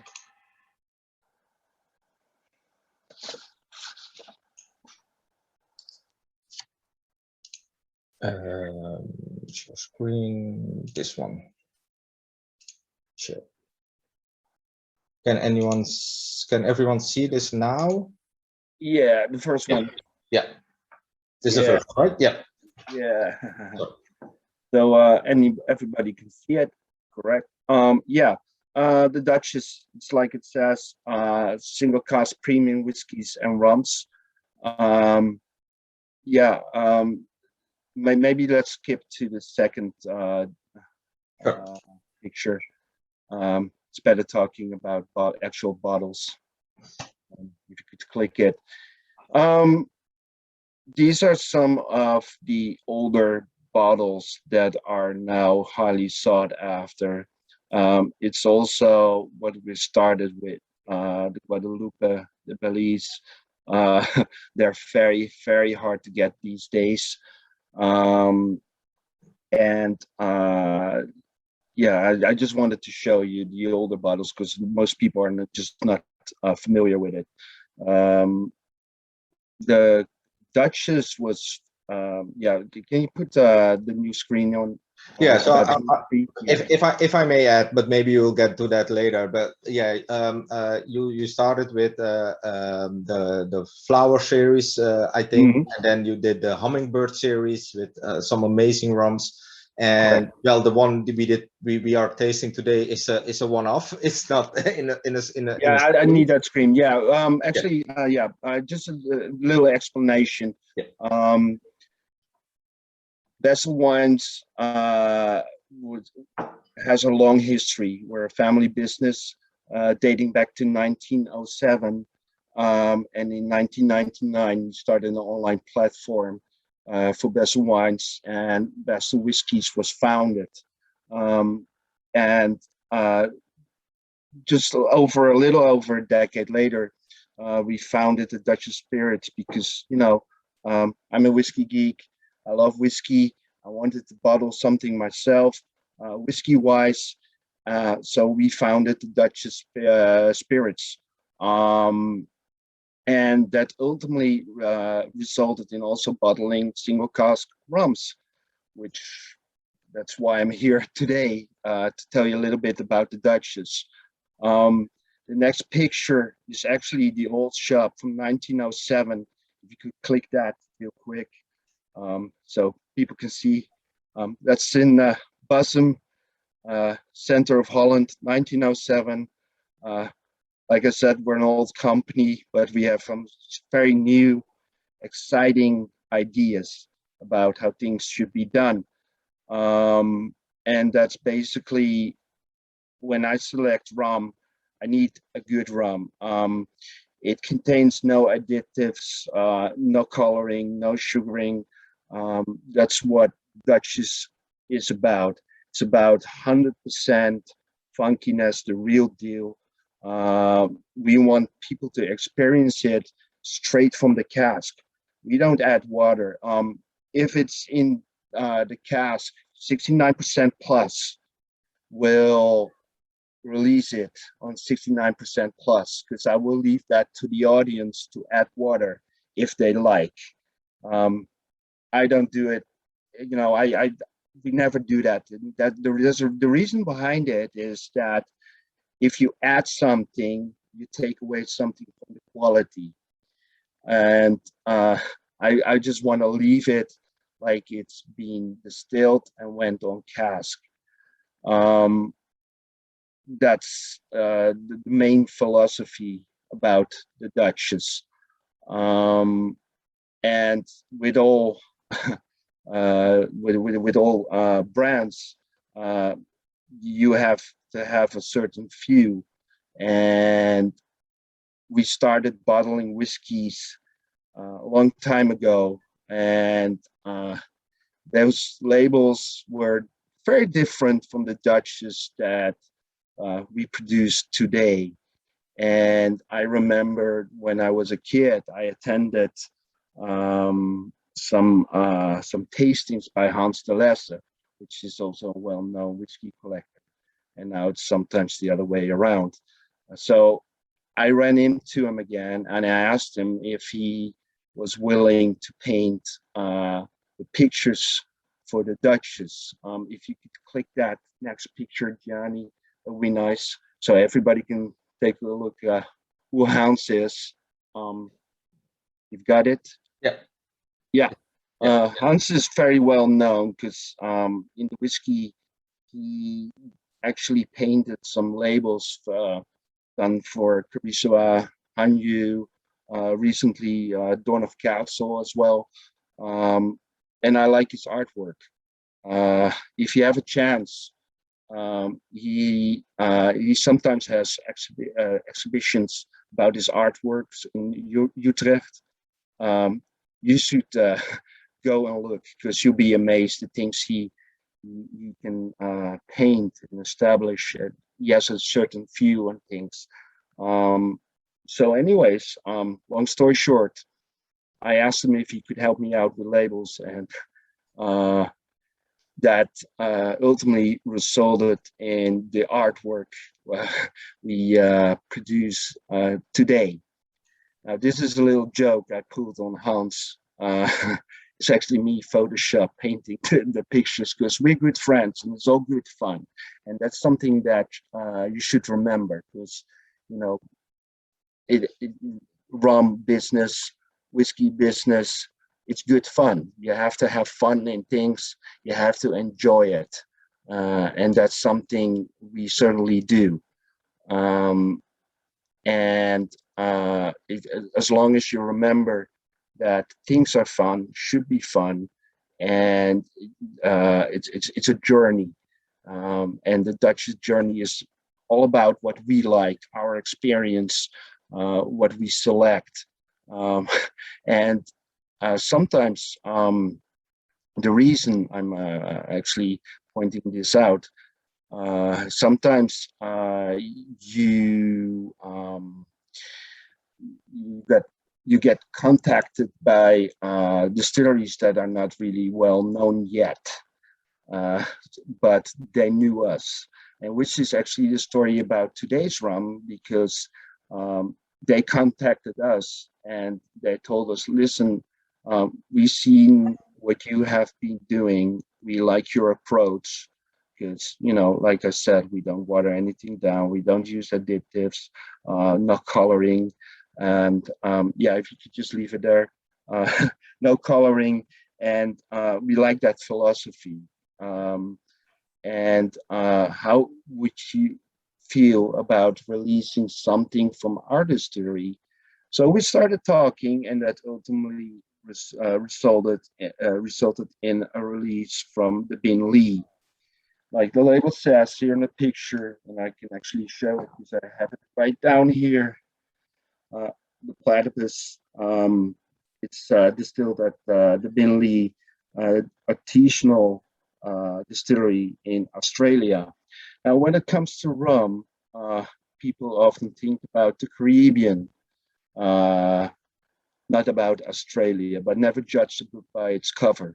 Because if I tell people this distillery actually has its roots in Guyana, they're actually very excited about their story, which is actually a very cool story, because they have their experience from the old days from Guyana, because that's where most of their work is rooted from.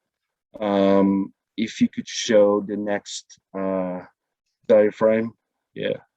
All right. This is some information. The Bin Lee distillery has been around since the 1880s. They had an old riverboat back in the days. They were distilling on one of those old radar boats. And with time, that resulted in building a distillery next to the river, where it still resides today. I was very honored when they contacted me if I was open to do something like that for them, which I was interested, because I don't turn down names. I'm not scared in releasing anything that's out of the box. Our 10 cane release, nobody was really familiar with 10 cane, and people liked it, and it resulted in scarce casks. It actually became really hard to buy casks from 10 cane. Yeah, that's something that we like, and hopefully people will enjoy this platypus release as much as we do. In the top, it says 10 years Oceanian aging, because most rums, we're always transparent about the tropical aging statements on our labels. But Australia is not situated in the tropics. So this is something that actually started as a joke, but the more you think about it, it actually makes sense, because you can be transparent about the length of time it aged in Australia before we bottled it. And Oceanian aging actually really makes a lot of sense. Our customers, they know how long it matured in Australia, and it's also good fun, because although it started out as a little joke, it makes a lot of sense. The pot still that is used for this this project actually is a fat pot still, which is very similar like the ones they use in Guyana. Like I said, most of their employees back in the days, they had their roots in Guyana, so It actually has a little Demerara touch when you taste this Belize. The platypus is actually chosen with a reason. I won't disclose the name because I promised, but he told me that this animal was, swimming around the distillery, and he liked it a lot. So I said, well, we'll just put it on the label, and I was very happy about it. That Hans was very excited to go paint it. It's a fun animal. It's also the only animal in the world that can make his own custard. If you think about it. But yeah, this ultimately resulted in doing a Belize release. I was very curious about how it was received by the rum-loving fans globally, and because we only bottle what we think is good, we only bottle what we believe in, but it's always nice reading back reviews afterwards that other people also enjoyed it, and like I said, never judge the book by its cover. And what I really liked about it, I liked the really warm feeling, the mouth feeling in the rum, and although it's from Australia, it actually does have in a very weird way is a similarity to Demerara rum. So this is the Belize, and I'm very curious about you guys, how you are enjoying it.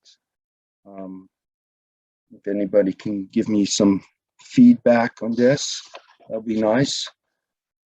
You can close the screens by the way, Gianni. Thanks, man.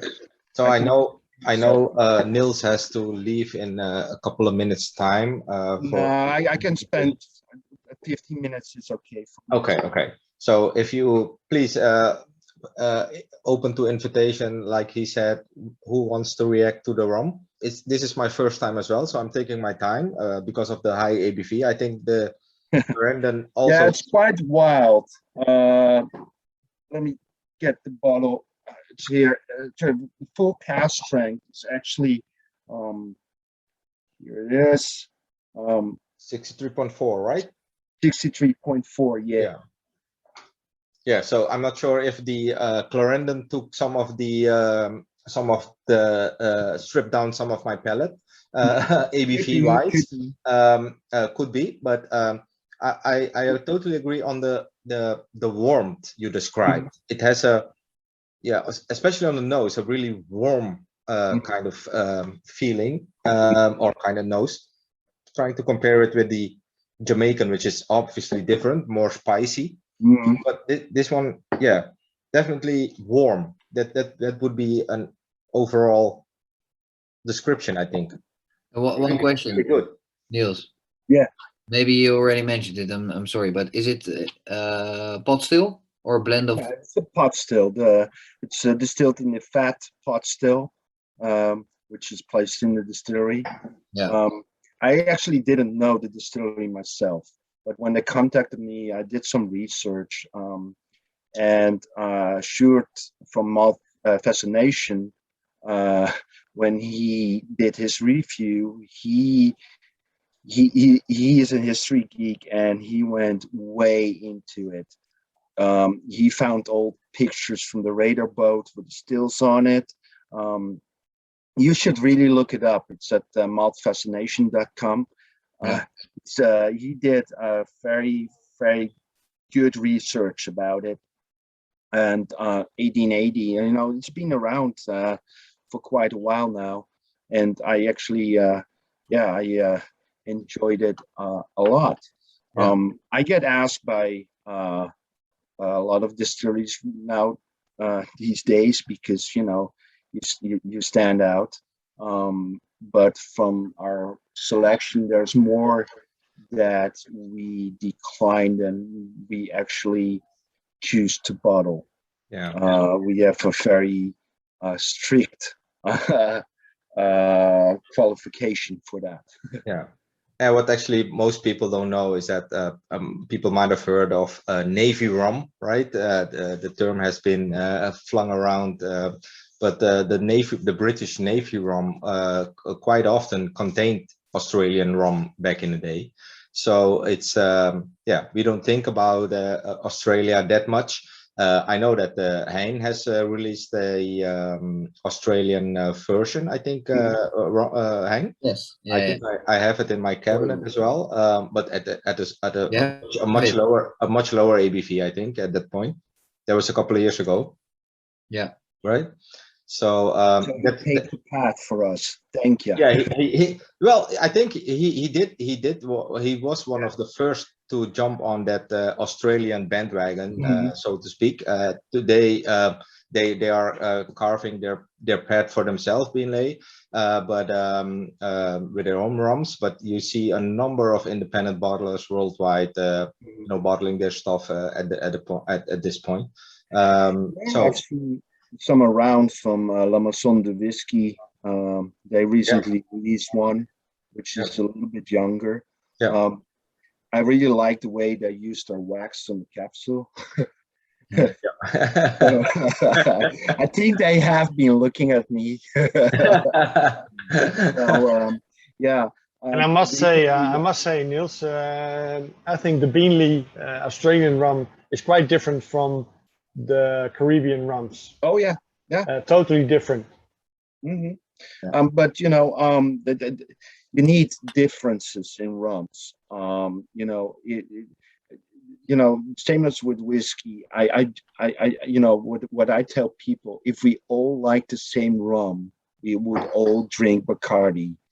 And there's no, you need different distilleries, you need different flavors, and collectors mostly have a very broad collection of different styles of rums. And depending on the mood, one day they pour in a nice Coroni, and the next day when they're sitting with their friends, they pour in the Binley, and the day after maybe a Tenkane or a Wardy Park, Mount Gay, Foursquare.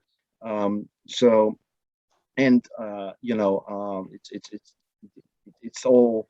It should be available to people, and it's like I said. With our cask selection, it's our experience, it's our journey, and our customers have the same thing. They'll be naturally interested why we release something from Australia. So they're interested because they do know us for the quality we offer. So they want to know, they want to start to check why we released an Australian rum. So they open up the bottle, and I've actually read some really nice reviews about it, and that made me very happy because Caribbean rum instantly sells.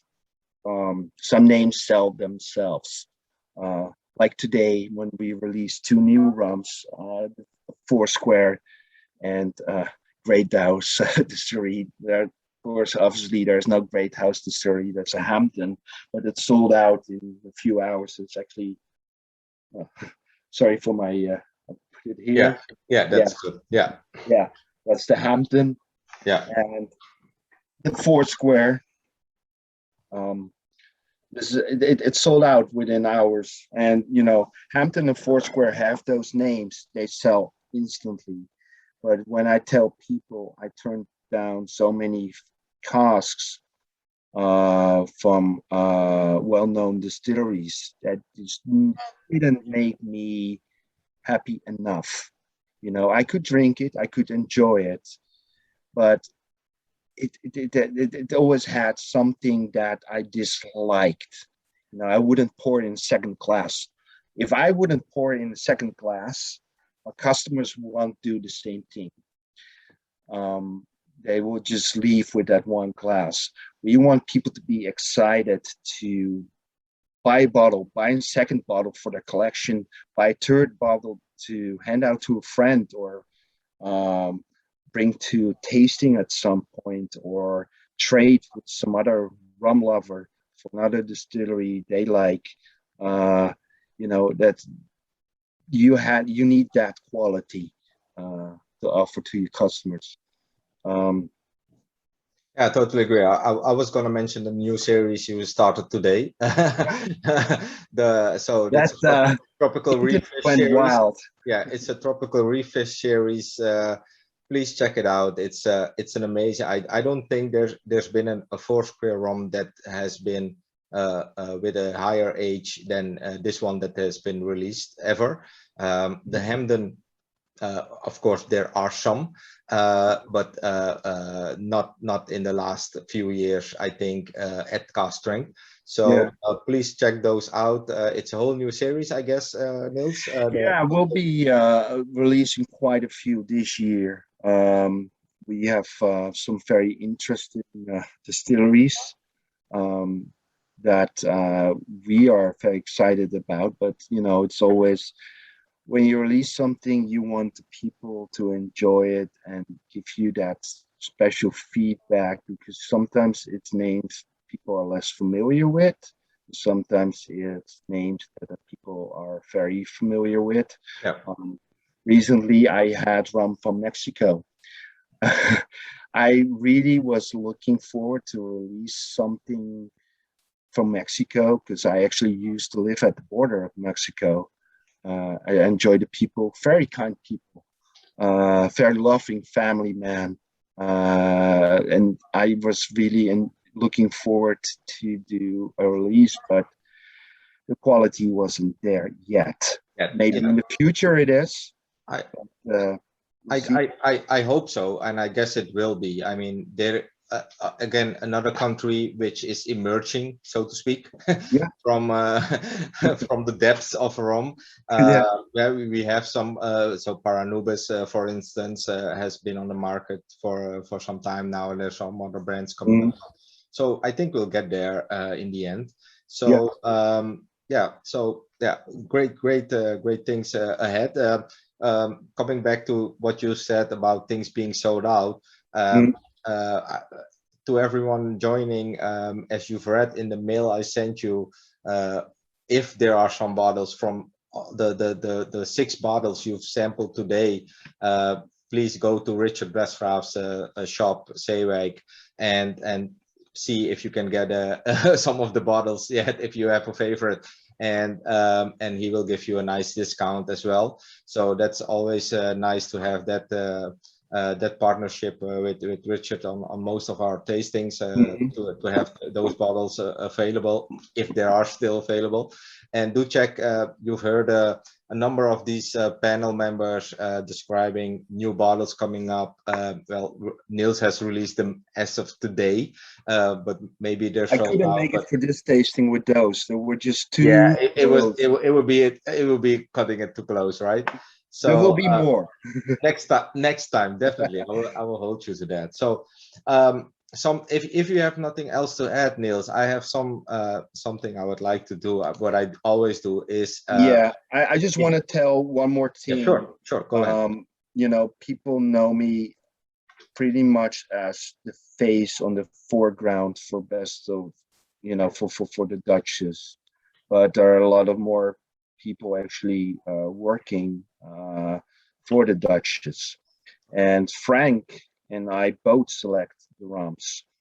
And this is actually a great process, because I do my tasting, I have my notes, and he does his tasting, and he has his notes. Yeah. And it can only be bottled if we both agree. Sometimes we butt heads, we disagree. I tell him, like, no, listen, we really have to release this. And then he is like, nah, I didn't like it. And we talk about it, we discuss.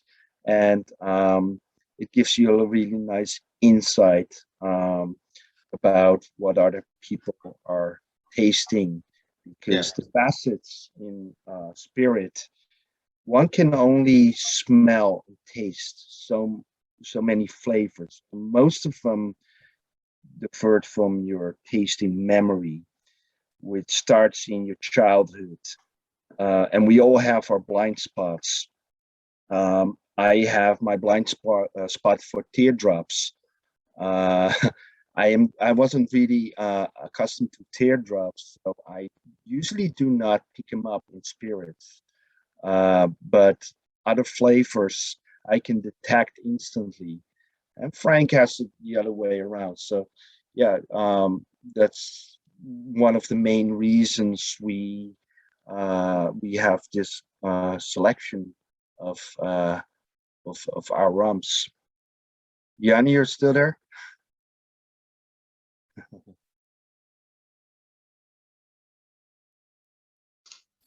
Yes, sorry about that. Yes. Yeah, I'm back.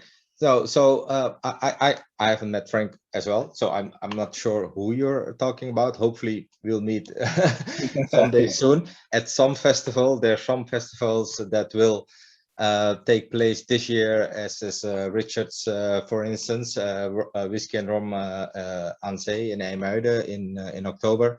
So hopefully, Niels, on Friday, so come say hi. Okay, that I will definitely do. So it's dram on me. Sorry? First dram on me. Okay, cool. Thanks. Well, that sounds good.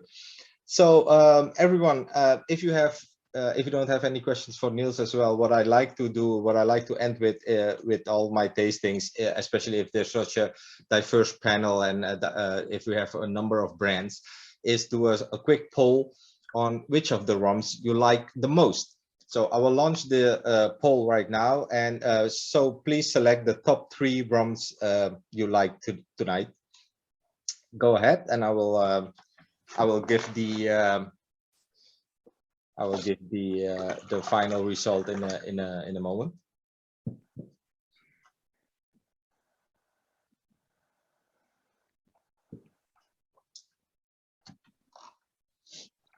So, number of people still have to participate. We'll just wait for those. Yeah, I'm sorry, Nikolai. You didn't get to taste all the other rums. I'll make it up to you some other time. But the tasting kit went to Ben's house, of course.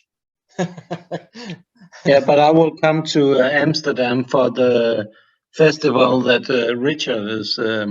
Oh, so then I'll be there on Saturday, I think. So maybe see you there. That would be awesome. Yeah, hopefully. Yeah, hopefully. Yeah. The 17th of September, we know for sure if it goes on for 200%.